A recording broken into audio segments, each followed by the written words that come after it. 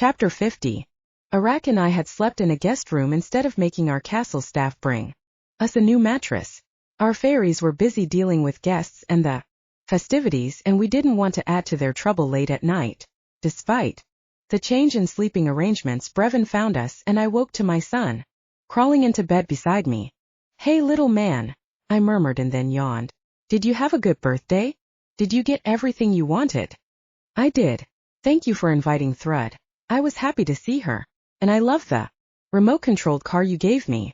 Vervain hugged me. "Good, I hoped you would." I kissed his forehead. "I think you made Thrud happy too, and I don't think that happens too often." "No, it doesn't," Vervain said as if he knew her better than I, which he probably did. "But I need to show you something, Mother."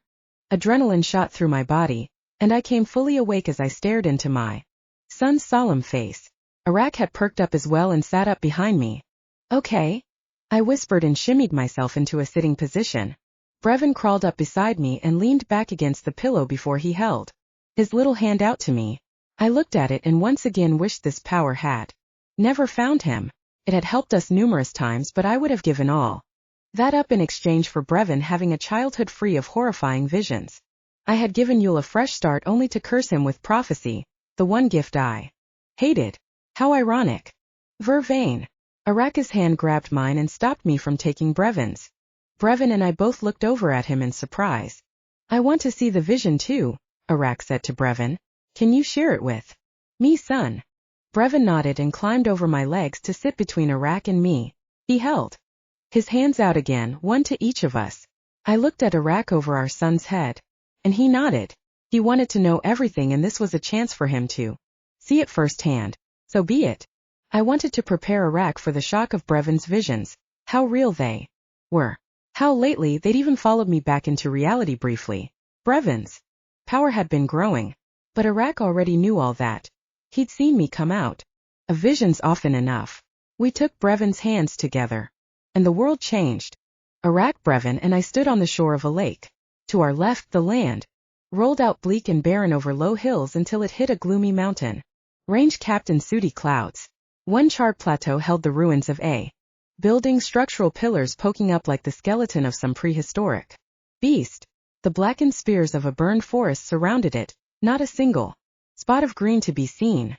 To our right, a cliff rose and an ancient castle crumbled atop it. Stones speckled the beach far below, the scars of their passage poking the sheer cliff. Cold air, filled with the scent of smoke, hit me, but it was an old odor, the ghost of a massive fire.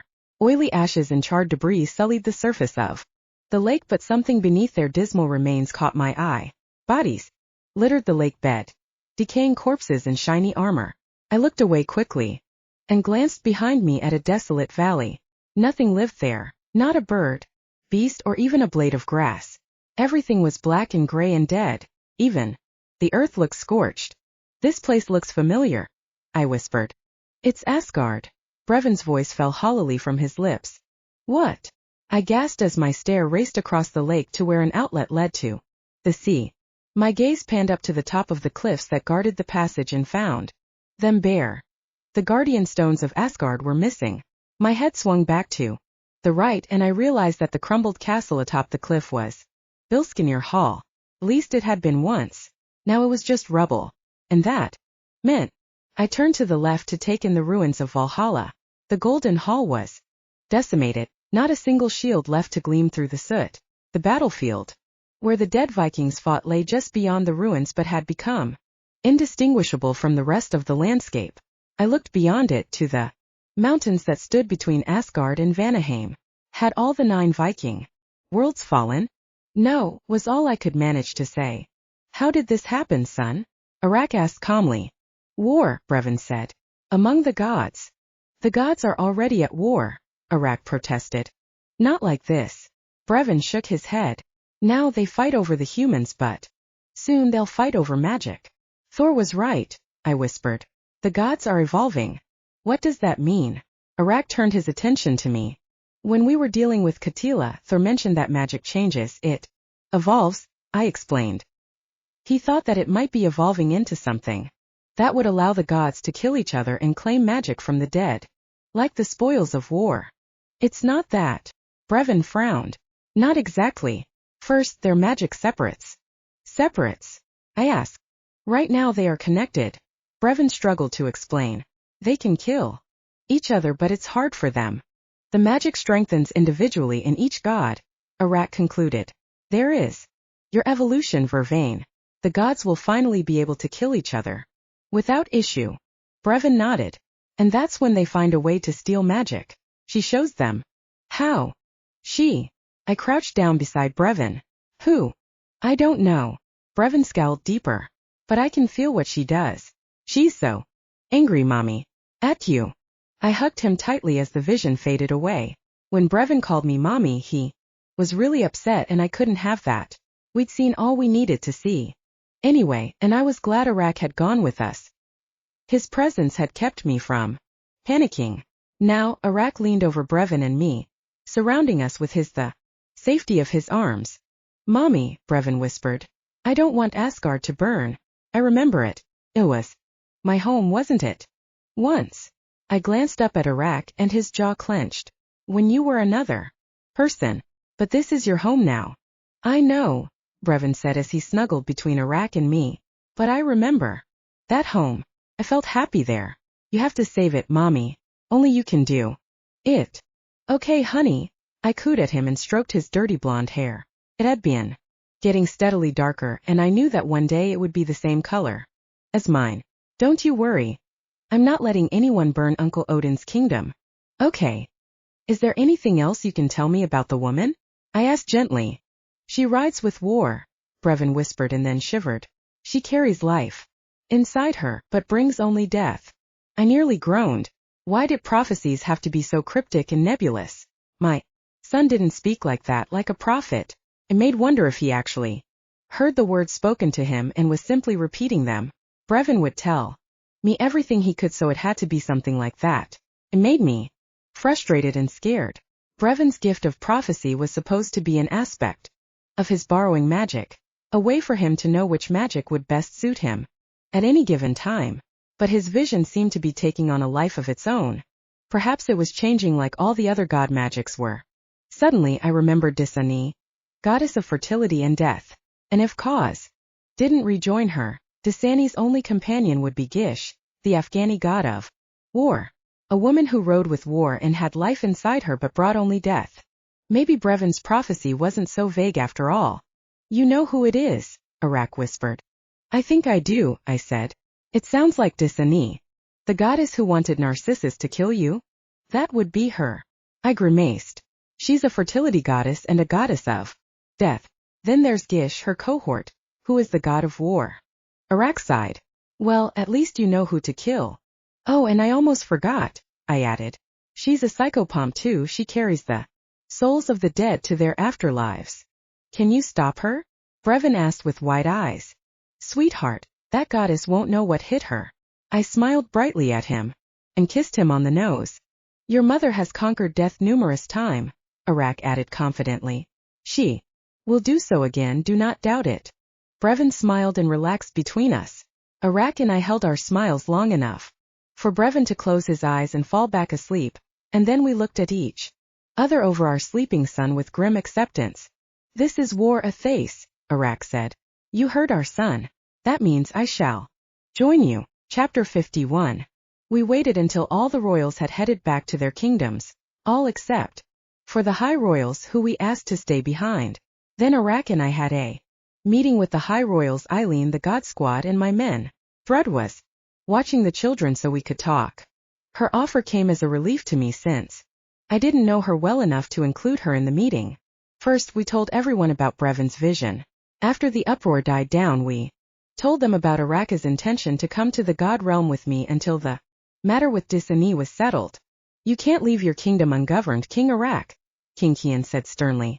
I appreciate that this is a worrisome situation, but your wife has always handled such things with her vast congregation of friends in the god realm.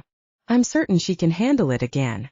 Regardless, I will help her, Arak said firmly. That's why you're here. Hi, King. I wanted to notify you and ask for your approval on my solution. And what's your solution? Kian asked. I will leave Eileen in charge of the Fire Kingdom, Arak said. She's run it Before, back when I was a child. She's more than capable. Eileen frowned and looked uncomfortable. Luff took her hand reassuringly. You can do it, Luff said. I know you can. She can, I agreed. But she shouldn't have to do it alone. I looked at the High King and Queen. Which is why we'd like Luff to stay here and help. Luff? Queen Mira asked in surprise. King Kian gaped at us and then began to smile. You show great trust in my son, King Arak. He has been a good friend to my wife and therefore, by extension, a good friend to Fire, Arak said. But, more importantly, he is the High Prince of Fairy and as such, is an acceptable interloper upon my throne. Prince Luff will get experience running a kingdom, and Eileen will have the support she needs. I think that's a wonderful compromise, Kian said. But what do you think, Eileen? I asked her. Would you be okay with this? We would take the boys with us so you wouldn't have to worry about them. You're taking the princes with you? Eileen asked in shock. The time has caught up between the realms, I explained. That's why everyone was able to visit. That also makes it a perfect opportunity for my Fae family to visit the God realm. I think the boys would love to live with the Intar for a while. I'm sure they would, Eileen whispered. But I'll miss them terribly. How long do you think you'd be gone? That depends on how fast we can find Dissini, Odin said. Odin's face was still etched with worry for Asgard. Brevin's vision had hit him hard, of course. His son sat to either side of him and they looked nearly as worried as he did. But it was Thor who seemed particularly upset. He was the protector of Asgard, after all, and Brevin's vision had portended his failure. Vervain, I recall rescuing you from Dissini in that false future, reminded me. Yes, you were with Azrael and the horsemen, I said. It was quite impressive. Thank you, but that's not why I brought it up. Waved off the praise. Very Unri thing to do. They had holed up in the mountains outside of Kabul. Correct. The stronghold, I whispered. Yeah, that's where it was. Perhaps they are using the same place. Thor nodded at good thinking. Sun God. If we find them in Kabul, this could be over with quickly, I said to Eileen. But I can't promise you that. But I can promise that I will return if you need me, Arak said. I'm only a trace away. If this hunt draws out, I can come back with the boys. Eileen looked relieved. All right, I'll watch over the kingdom for you, King Arak. Thank you, Duchess Eileen. Arak smiled softly at her. And thank you, High Prince. I'm happy to do it, Luff said. Excited even. And we're happy to give our blessing, King Kian added. Then that leaves only us to be irritated by the Lizard King moving in. Trevor grumbled. Shit, the Alpha wasn't happy. If you don't want them with us, I can put them in my house in Hawaii, I said. To Trevor. That's why you're here and we're talking about this. You all have a say. Arak tensed beside me and met Trevor's stare. But Trevor glanced away and gave my other husbands and even Toby a considering look. They seemed to have a silent conversation, and then Trevor finally nodded. All right, Dragon, you can stay with us. It's not as if you haven't already been hospitable, Trevor relented. We'll have to make a suite for you and the boys, though. There isn't any room in ours. That's acceptable, Arak agreed. Holy hand grenades, I muttered. Arak living in Pride Palace. I never thought I'd see the day. It's about time he learned what it's like to truly share you. Azrael smirked. Welcome to our world, Fire King. Arak frowned in sudden realization. No, I don't think he'd really considered exactly what this trip would entail. He looked over at me warily, but I only grinned. Hadn't I just been thinking about the way Arak got the best part of the V deal? Azee was right, it was about time he learned to share. Arak had spent one night with me and my other husbands once, just to let the lioness magic bind him to us, but he hadn't stayed over again since then. He was about to be thrown in the deep end. I just hoped he didn't drown us all. Chapter 52. Brevin and Rian were beyond excited to be told that we were visiting the God realm. They immediately ran to their rooms to pack their bags. And by bags I mean leather satchels that would doubtless contain more toys than clothing if they were left unsupervised. What I hadn't considered were Dexter and Deidre. I couldn't take them with me. First off, it would be a risk to take them through the ether, and second, Nick would throw a hissy fit, or a hissing fit, rather. So while the boys were packing under Araka's watchful eye, I explained to Dexter that we were going to be gone a while, but Eileen would take care of him and his daughter. Do not run away, I said sternly to Dex. We'll come home as soon as we can. Dexter sighed and laid his sleek, fox-like face on his paws. His winter guise was still upon him and his pale blue eyes gleamed from their border of white fur.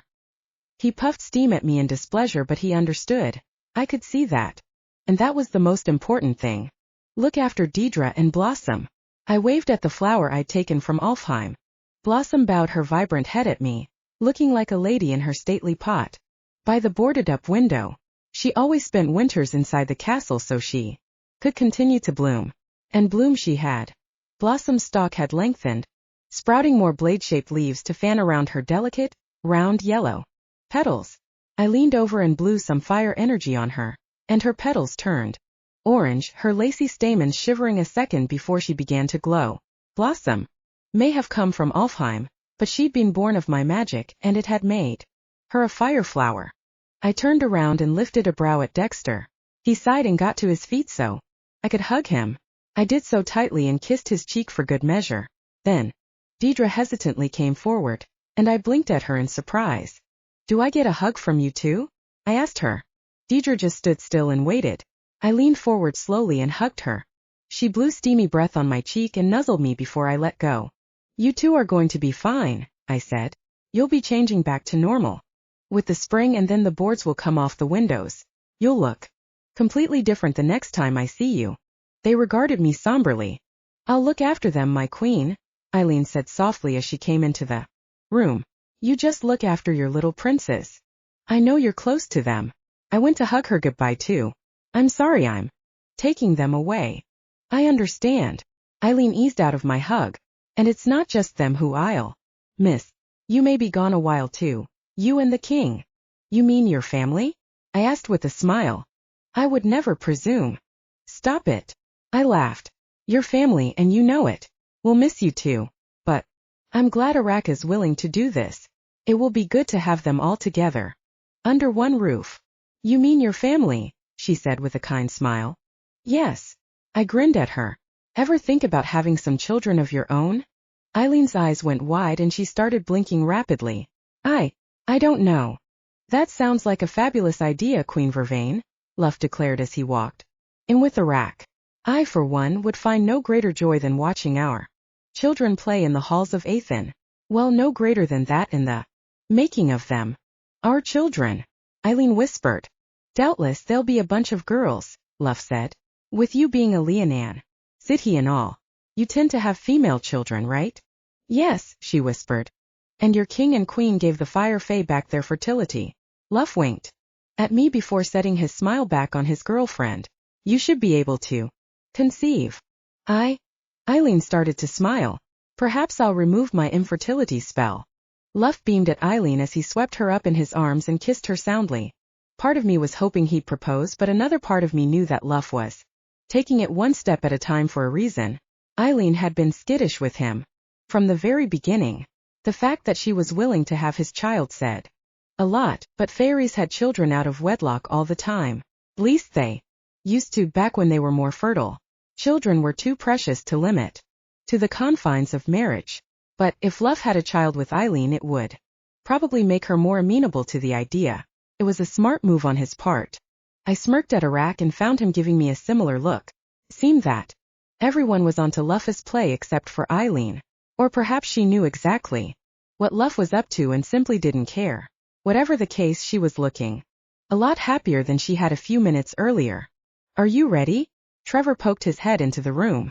I have 2 eager princes here and a ferocious lion princess who want to get going. Yes. I looked from Luff and Eileen to Iraq. I think we're ready. Chapter 53. It wasn't as difficult to settle Iraq and the boys into Pride Palace as I'd thought it would be. I transformed a few bedrooms into a suite for them on the floor beneath mine. I gave them their own kitchen, living room and bathroom, and the boys had a bedroom to share while Iraq had the master. I would have given Brevin and Rian their own rooms, but they hated sleeping apart. The twins and Lesya had come out of the tracing room running. Lesya led them straight upstairs to Zariel, and then the 4 of them had raced back down, yammering about building a fort. I saw them settled in a spot near the pool in front of the palace. Some of my lions were training nearby and they offered to watch over the children. That left Arak alone, so he got to give me his input on the suite, and when we were finished, I brought him upstairs to relax with the other men and me before dinner. The God Squad would be returning in the morning to plan our attack on Disani and Gisha's, possibly even Ka's, stronghold in Kabul. But for the moment there was nothing to do. We decided to watch a movie to take the pressure off making conversation. Instead of crowding on the couches in our little entertainment area, we went down to the Pride's private movie theater and put on Venom. Halfway through the movie, I looked over and saw Araka's laughing face. The film appealed to him on so many levels. He knew exactly what it was like to have a bloodthirsty beast living inside him. But it wasn't merely his enjoyment of the film that made me smile, it was the way he'd relaxed. Arak wasn't even sitting next to me. I was between Trevor and Kirill, and Arak sat to Kirill's left, and yet he seemed perfectly at home. Maybe we wouldn't drown after all. I grinned to myself. Of course we wouldn't. We are dragons, and dragons don't go down easily, not even when we're out of our element. I glanced around me at the strong men I was lucky enough to call my own. Some of my inter had joined us too, and the room was full of their laughter and groans. I didn't even mind the occasional "shut up, Aiden," they were all sounds of home to me, and I finally had my whole family in my home. At that moment I didn't care that war had brought us all together. I had learned to appreciate the good in every situation, and with all the magic, love, and strength we had, even the bad didn't bother me. I glanced left and right at Kirill and Trevor. Once upon a time we may have only been a lion, a witch, and a werewolf, but now we were so much more. And nothing was going to take that away from us. Not a goddess who rode with death or a bunch of magic stealing gods. Keep reading for a sneak peek into the next book in the Godhunter series. Fear no evil. Chapter 1. I could get used to this, I murmured as I languished in Araka's arms. Arak had returned to the god realm with me and our twin sons after Brevin. One of those sons had shown us a vision of the future. In that future, Asgard had been burned to the ground by a war among the gods. This wasn't the war that currently raged over humans and their sacrifice. This was a war over magic. A goddess had shown the gods how to take magic from each other, and the knowledge had turned gods into mercenaries and torn apart the realm. I was 99.9% certain that the goddess behind it all was Disani. Disani was part of a trio of gods who I'd once fought in a false future. After I fixed the future, I had contemplated killing Disani and her cohorts, Gish and Kaz. But at my wedding, a drunken prophet named Silenus had warned me against it. Ironically, it was yet another prophecy that sent those three gods after me in this timeline. A prophecy that foretold their deaths in that averted future. I know. It's a lot to wrap your head around. Basically, they had gone after me to stop me from killing them when I'd already decided to not kill them. But Silenus' prophecy did me right. I had been trapped in a mirror-protected territory by Narcissus, and Kaz, with his rainbow magic, had been the only god who could rescue me. Not only did he rescue me, but he also killed Narcissus before he could rape me. Kaz said it made us even not friends. So I was left wondering if he was still working with Disani. I hoped not. I hated it when I had to kill someone who had done me a good turn, even if that good turn had been to make up for a bad one. Anyway, the prophecy foretold a war, and I had promised Arak that he could join any war that happened in the god realm.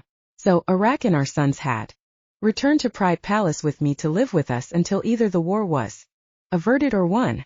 I kind of been keeping my dragon in the dark about a lot of things, and I didn't blame him for wanting to be a part of this. The rest of my men agreed to it, and so we put him and our sons in a suite just below my master suite on the top floor of Pride Palace. Currently, our boys were out playing with their sister Lesya and Zariel. That left Daddy alone with Mommy, and Mommy had made good use of the opportunity. Get used to what? Arak asked with a soft look my way. I was lying across his chest, face angled up to look into his bright yellow dragon eyes. The crimson scales outlining his face were fading back into his skin now that our passions had been satisfied, and only a few of them remained on his temples. His blood-red hair draped across his pillow in wide swaths, and I pushed a lock of it away from the sharp angles of his face before I lifted mine to kiss his firm lips. Get used to having you here, I finally answered. With nothing for you to do. But relax and occasionally make love to your wife. Occasionally. He lifted a cinnabar brow. It had better be more than. Occasionally after I left our kingdom to be here and protect you. Help me, not just protect me, I corrected him. Protect you, he said more firmly as his hand lowered to my rounded belly. And another man's child. I should get extra sex for that. Trevor allowed you to become a father before him, I reminded Arak. Even though he's my alpha. Arak made a face. He hated being reminded that my alpha lover wasn't him. When shall it be my turn again? Arak asked. We still need to have Samara. After the others have had their children, I said patiently. Sometimes it felt as if they were all children, my husband's and my offspring.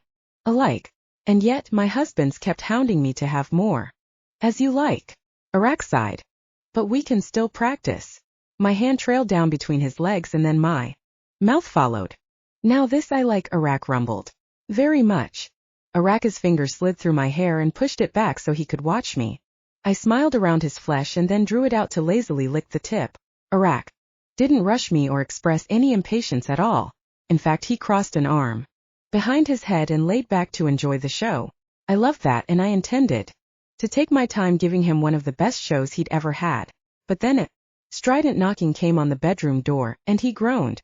We were in the master bedroom inside the suite, so whoever was knocking had to have come through the main door. That meant it was someone who felt comfortable in confronting my dragon husband, which meant it had to be either one of our sons or one of my husbands. Mommy, can Brevin and Rian go camping with Uncle Fallon, Auntie Sam and me? Okay, so there was one other possibility, my daughter. I looked up at Arak and lifted a brow. He nodded urgently. Give her whatever you have to make her go away. I chuckled before I called back. Yes, have fun, honey. Thank you, Mommy. The sound of her little feet pounded away. You know the boys put her up to that, I said to Arak. You're less inclined to deny her than them. They haven't even been here 24 hours and they've already learned that. She's just so. Arak shook his head. She has these eyes and she just blinks them and Arak groaned when I returned to my ministrations. Let's not talk about Lesya right now. Arak shifted so that we were on our sides facing each other. He grabbed my hips and pulled them forward, setting my top leg over his shoulder as he laid his cheek on my bottom thigh. Then he proceeded to lick me just as lazily as I was licking him. I knew it would be hours before we'd had enough of each other, and that was just fine. The God Squad meeting about Disani and Gish had been postponed to the afternoon, and now our sons and my daughter wouldn't be returning to the palace until the next morning. Oh yes, I could definitely get used to this.